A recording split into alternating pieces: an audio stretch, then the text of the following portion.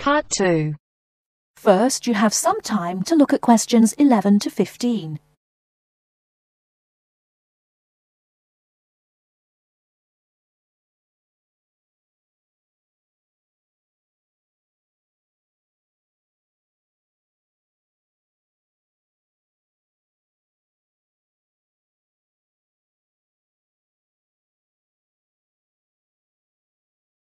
Now, listen carefully and answer questions 11 to 15.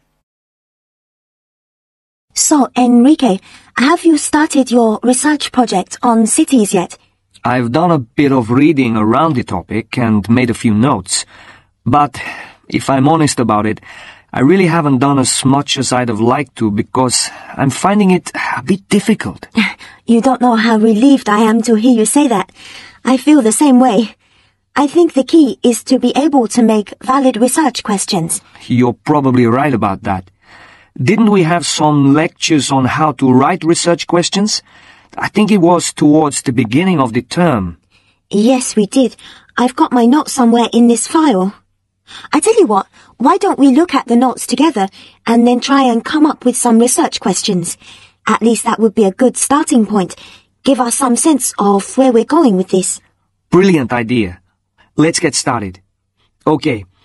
From what I remember, a good research question is all about knowing from the outset what it is you're trying to find out.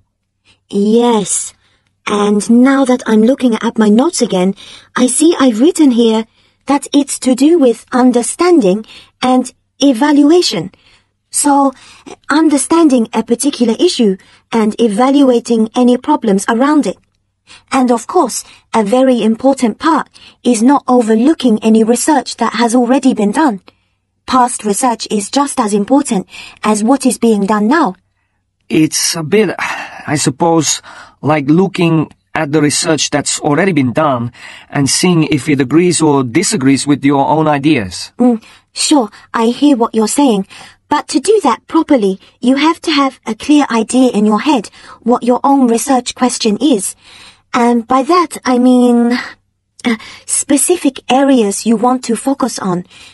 Let's face it, there's so much information out there, and we can't possibly include it all in 2,000 words. Don't remind me.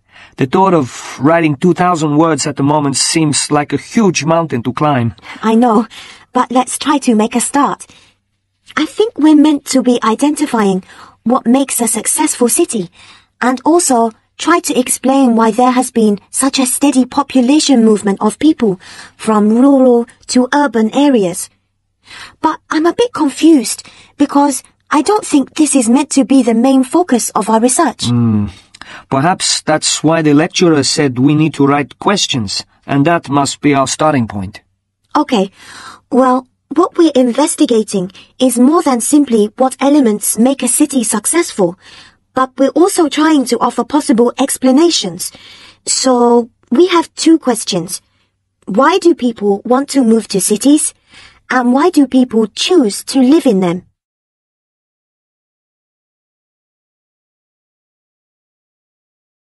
Before you hear the rest of the talk, you have some time to look at questions 16 to 20.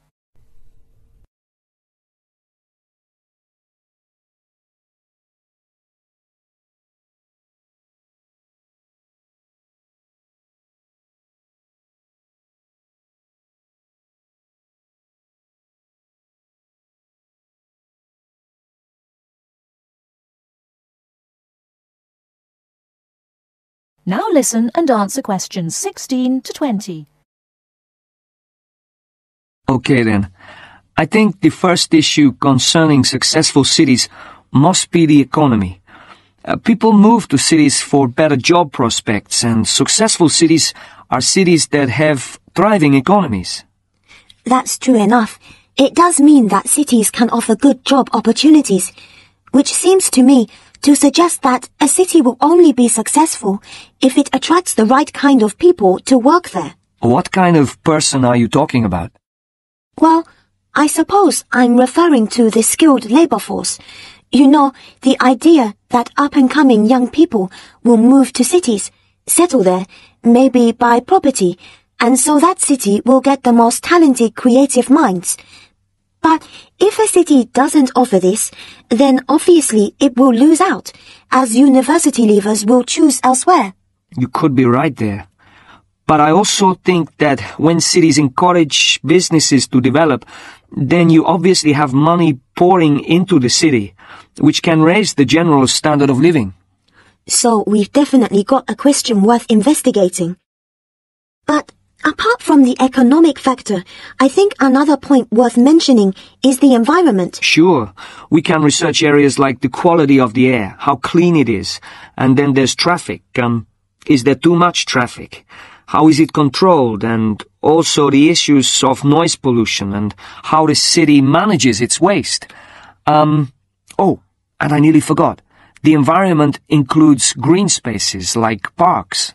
Those are all valid points, but I think you've overlooked the whole issue of beauty. Beauty? Are you sure? What's beauty got to do with the environment? Well, don't you think if you were deciding whether or not you would live in a city, your first impressions would be made with your eyes? So, the buildings in a city are really important. If the entire city looks like a concrete jungle, then it's unlikely to make people want to live there, is it? I think successful cities are those which have managed to strike a balance between old buildings and new ones. So, of course, you'd have some buildings reflecting more modern architecture, but others that haven't lost their character and still represent the past. You're right, actually. I've often thought that buildings tell a story. I mean, you can tell the history of a place by looking at the buildings. I know exactly what you mean. And let's not forget that the environment includes cultural aspects. So, for example, what's the cultural life like? For me, a successful city will be attractive because it will have lots to offer, like a good nightlife and a wide variety of places to visit in the day, like museums and galleries, places like that. True, true. My own view is that some cities have an energy about them. They're exciting to be in. And other cities are the opposite. Well, we've covered so much ground here. But I think there's one final aspect we should research. What's that then? The social aspect. Because, let's face it, cities are made up of people. They are. And surely a successful city would be one where there is a sense of community, a place where people would feel safe and want to raise families in. This topic is limitless.